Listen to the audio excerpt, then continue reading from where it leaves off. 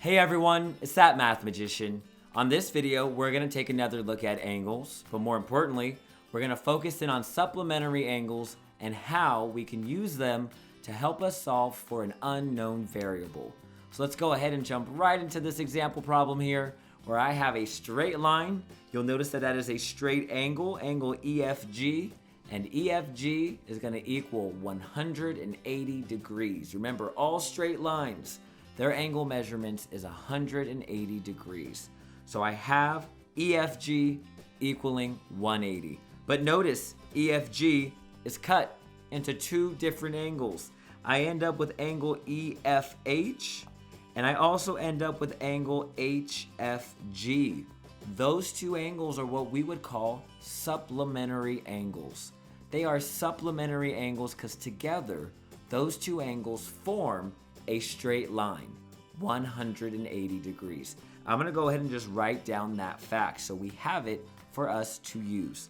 And I'm going to write it this way: the measure of angle EFH plus the measure of angle HFG, since they are supplementary angles, they add to 180 degrees.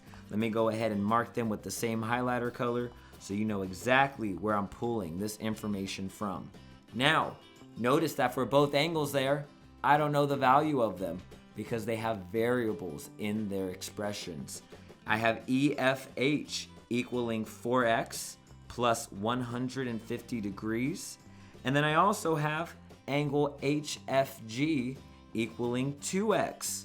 I don't know the value for either. But what's great for us is that we know that they are supplementary. They add to a straight line.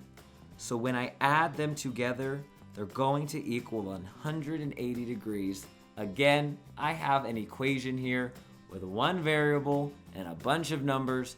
We can definitely solve this using some of our Algebra 1 skills. So let's go ahead and do that right now. We first need to combine our like terms. I have 4 x's. I'm adding 2 more to them. So 4x plus 2x is going to give me 6 x's. Let me bring down the 150. It's still equaling 180 degrees. All right, I want x by itself. Well, that means I need to move my constant over to the other side. So I'm subtracting 150 on both sides. Doing so will zero the 150s on the left-hand side. They're gone now.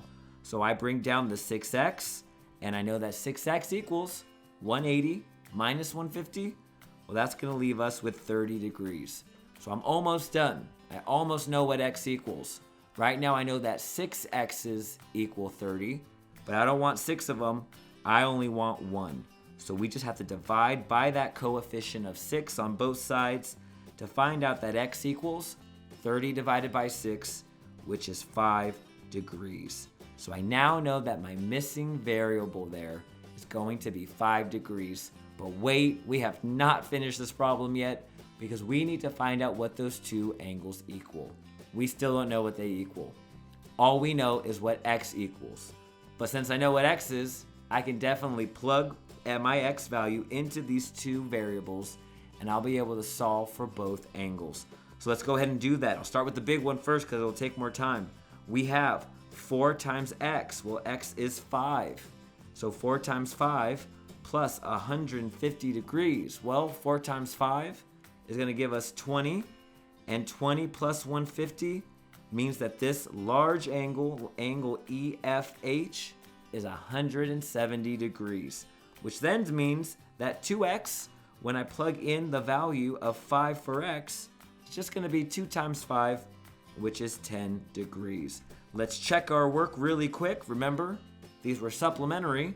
So when I take 170 and I add it to that 10 degrees, it should make 180 degrees, and it definitely does. 170 plus 10 is going to give us our supplementary angles, making a straight line. It's that simple. Knowing the fact that both pieces add to 180, we can make our equations and then solve for our variable. It's that Math Magician, and I'll see you on the next video.